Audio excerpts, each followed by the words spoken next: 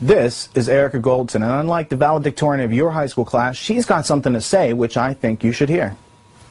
Hey, this is Erica Goldson. No, I just said that. Play the part where she proves that she's outgrown her provisional self-esteem. I have no clue about what I want to do with my life. I have no interest because I saw every subject as a study, as work, and I excelled at every subject just for the purpose of excelling and not learning. And quite frankly, I'm very scared.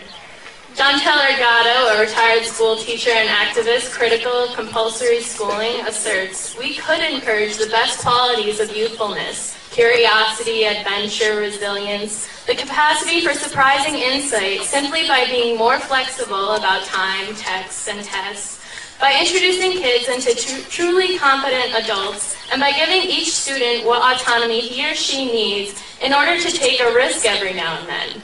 But we don't do that. Between these cinder block walls, we are all expected to be the same. We are trained to ace every standardized test, and those who deviate and see light through a different lens are worthless to the scheme of public education, and therefore viewed with contempt. H.L. Mencken wrote in the American Mercury for April 1924 that the aim of public education is not to fill the young of this species with knowledge and awaken their intelligence. Nothing could be further from the truth. The aim is simply to reduce as many individuals as possible to the same safe level, to breed and train a standardized citizenry, to put down dissent and originality. That is the aim in the United States. To illustrate this idea, doesn't it perturb you to learn about the idea of critical thinking? Is there really such a thing as uncritically thinking? To think is to process information in order to form an opinion. But if we are not critical when processing this information, are we really thinking? Or are we mindlessly accepting other opinions as truth? I must retrain myself and constantly remember how insane this ostensibly sane place really is. And now here I am in a world guided by fear, a world suppressing the uniqueness that lies inside each of us. A world where we can either acquiesce to the inhuman nonsense of corporatism and materialism or insist on change.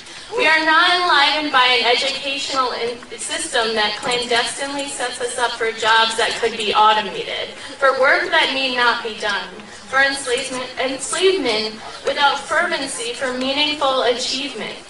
We have no choices in life when money is our motivational force. Our motivational force ought to be passion, but this is lost from the moment we step into a system that trains us rather than inspires us.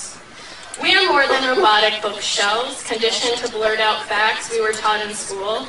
We are all very special. Every human on this planet is very special. So aren't we all deserving of something better?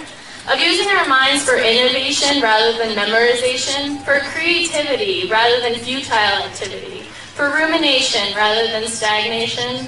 We are not here to get a degree to then get a job so we can consume industry-approved placation after placation. There is more and more still. The saddest part is that the majority of students don't have the opportunity to reflect as I did. The majority of students are put through the same brainwashing techniques in order to create a complacent labor force working in the interests of large corporations and secretive government.